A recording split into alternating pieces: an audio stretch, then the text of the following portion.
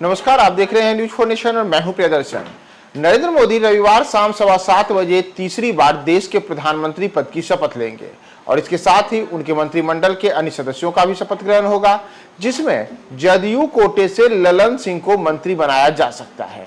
तो ललन सिंह कौन है और बिहार के मुख्यमंत्री नीतीश कुमार ललन सिंह पर इतना भरोसा क्यों करते हैं कि हर अहम जिम्मेदारी के दौरान ललन सिंह प्रमुखता से एक प्रमुख चेहरे के रूप में सामने आते हैं। तो ललन सिंह इस बार मोदी सरकार में मंत्री पद की शपथ लेंगे और यह पहला मौका होगा जब ललन सिंह केंद्र सरकार में मंत्री बनेंगे। हालांकि अगर आप ललन सिंह के राजनीतिक करियर को देखेंगे तो एक लंबा उनका जो अनुभव रहा है सियासत में और अलग अलग समय में उन्होंने अलग अलग जिम्मेदारियां निभाई हैं।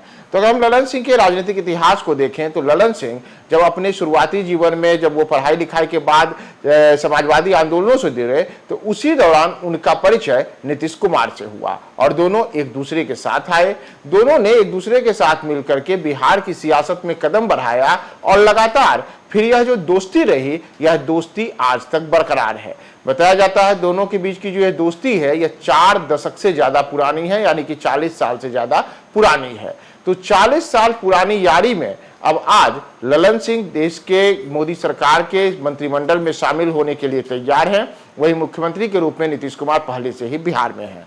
तो अगर हम देखें कि ललन सिंह का हम अलग अलग समय में जो उन्होंने अलग अलग जिम्मेदारियां निभाई हैं तो 69 वर्षीय राजीव रंजन सिंह उर्फ ललन सिंह स्नातक करने के बाद समाजवादी आंदोलन से जुड़े और पहली बार वर्ष 2000 में वे राज्यसभा के लिए निर्वाचित हुए। वहीं ललन सिंह ने अलग अलग समय में अलग अलग सदनों के सदस्य भी रहे, जिसमें वे 4 बार लोकसभा के लिए निर्वाचित हुए हैं, जबकि 1 बार वे राज्यसभा के लिए निर्वाचित हुए थे। जैसा मैंने आपको बताया कि वर्ष 2000 में वे पहली बार राज्यसभा के लिए निर्वाचित हुए, तो वहीं वर्ष 2004 के लोकसभा चुनाव में उन्होंने बेगूसराय संसदीय सीट से लोकसभा का चुनाव जीता, जबकि दूसरी बार वर्ष 2009 में वे मुंगेर से लोकसभा के लिए निर्वाचित हुए। वहीं वर्ष 2019 और अब 2024 में फिर से ललन सिंह ने मुंगेर से निर्वाचित हुए हैं और पिछले लोकसभा चुनाव के दौरान भी उनके मंत्री बनने की संभावना जताई गई थी, लेकिन अंतिम मौके पर उनका शपथ इसलिए टल गया क्योंकि जदयू ने तब मोदी मंत्रिमंडल में शामिल होने से इनकार कर दिया था। हालांकि इसके कुछ महीने बाद ही जदयू से आरसीपी सिंह केंद्र सरकार में मंत्री बने थे, तो उस दौरान ललन सिंह तो मंत्री नहीं बन पाए थे। इसके पहले अगर हम ललन सिंह के अलग अलग और चीजों की बात करें तो वर्ष 2014 से लेकर के वर्ष 2019 तक उन्होंने बिहार सरकार में जल संसाधन एवं योजना विकास विभाग का मंत्रालय संभाला था। साथ ही जदयू के राष्ट्रीय अध्यक्ष के रूप में भी उन्होंने अपनी महती भूमिका निभाई थी। भूमिहार जाति से आने वाले ललन सिंह हमेशा ही नीतीश कुमार के सबसे प्रमुख रणनीतिकारों में एक माने जाते हैं और लंबा राजनीतिक अनुभव रखने के साथ ही ललन सिंह अब केंद्र सरकार में पहली बार मंत्री बनने के लिए भी तैयार हैं।